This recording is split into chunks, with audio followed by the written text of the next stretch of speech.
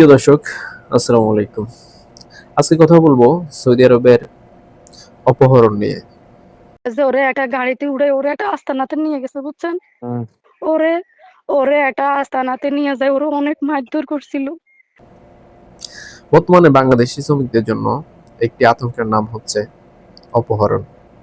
বেশি আতঙ্ক রয়েছেন রিয়াদে যারা আছেন, তাদের ভিতরে একটা জিনিস কাজ করতেছে, কখন কোন বিপদ ঘটে যায়। 1976 সাল থেকে এ পর্যন্ত ধীরে ধীরে প্রায় 30 থেকে 35 লক্ষ প্রবাসী সৌদি আরবের শ্রমবাজারে যুক্ত আছে বাংলাদেশ থেকে। প্রতি মাসে তারা নিয়ম করে রেমিটেন্স পাঠাচ্ছেন, দেশের অর্থনীতিকে সচ্ছল রাখতেছেন।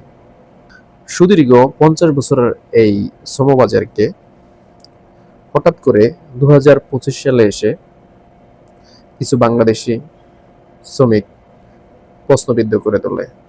এর পাশাপাশি শ্রমবাজারকে হুমকির সম্মুখীন করে তোলে সৌদি প্রশাসনের কাছে।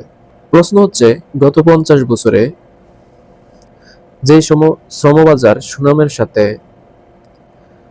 চলছিল, হঠাৎ করে গত কয়েকদিন থেকে এই শ্রমবাজারে এই ধরনের সমস্যার দেখা দিল কিভাবে?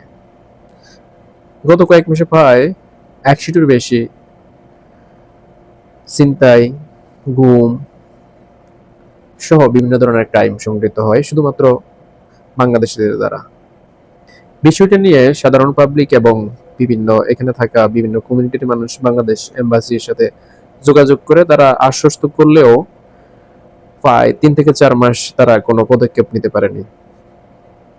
গত সপ্তাহে তারা সৌদি আরবে থাকা বিভিন্ন ব্যবসায়ী এবং মান্যগণ্য ব্যক্তিদেরকে নিয়ে এম্বাসিতে একটি মিটিং করে, সেই সাথে সৌদি প্রশাসনের উপর পর্যায়ে দু একজনকে রাখার চেষ্টা করেন এবং প্রত্যেকেই তাদের মত বিনিময় করেন এবং সমস্যাগুলো কিভাবে সমাধান করা যায় সে ব্যাপারে আলোচনা করেন, যাতে আমাদের শ্রমবাজার এখানে কোনো ধরনের কুলুষিত না হয়, কোনো ধরনের হুমকির সম্মুখীন না হয়। সেই বিষয়গুলোকে সেই বিষয়গুলো বাংলাদেশ এম্বাসির মাধ্যমে সৌদি প্রশাসনের কাছে তুলে ধরা হয় এবং শ্রমবাজারের বিষয়টা ক্লিয়ার করা হয়। বর্তমানে বিভিন্ন অভিযোগের ভিত্তিতে সৌদি পুলিশ সে ধরনের অভিযুক্ত ব্যক্তিদেরকে এবং অপরাধী চক্রকে আটক করার চেষ্টা করতেছে এবং ইতিমধ্যে অনেকজনকে আটক করে ফেলেছে। একটা বিষয়ে আশ্চর্য হবেন যে, যাদেরকে আটক করা হয় এবং তাদের পরিচয় যদি বাংলাদেশে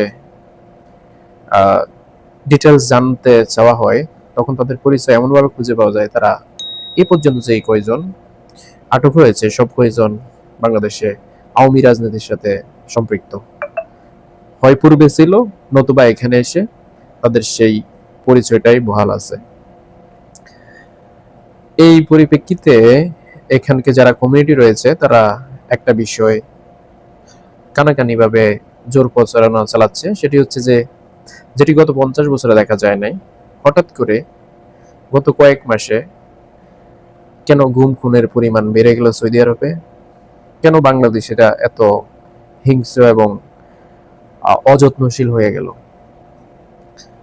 অনেকেই ধারণা করছেন তাদেরকে কেউ হয়তো অর্থবিত্ত দিয়ে চালাচ্ছেন, অথবা তাদেরকে টার্গেট করে তাদেরকে বিভিন্ন প্রলোভন দেখিয়ে মিডল ইস্টের শ্রমবাজারটাকে নষ্ট করার একটা পায়তারা চলতেছে। যে বিষয়গুলো গত 50 বছর থেকে দেখা যায় নাই, হঠাৎ করে এই বিষয়গুলো সৌদি আরবের বাজারে দেখা যাওয়ার কারণ অনেকে যাচাই বাছাই যখন করতে যায়, তখন অনেকের মুখে বলতে শোনা যায় যে বর্তমান ইন্টেরিয়াম যে সরকার রয়েছেন ডক্টর ইউনূস সাহেবের, সেই সরকার ব্যবস্থাকে প্রশ্নবিদ্ধ করার জন্য এমন পদক্ষেপ হতে পারে। এছাড়া জুলাই আগস্ট যে বিপ্লব হয়েছিল বাংলাদেশে, সেই অভ্যুত্থানে প্রবাসীদের ভূমিকা ছিল অন্যতম, বিশেষ করে সৌদি আরব রেমিটেন্স শাটডাউন করে দিয়েছিল প্রবাসীরা। আওয়ামী লীগ সরকার তাদের ক্ষমতা হারানোর পিছনে এই রেমিটেন্সও উপজীবনী ভূমিকা পালন করেছে। তাই অনেকের মুখে এখানে কানাকানি করতে এবং আইডিয়া করতে আমরা দেখতে পাচ্ছি এবং আমাদের কাছে বিভিন্ন তথ্য আসতেছে বিষয়টা এমন কিছু।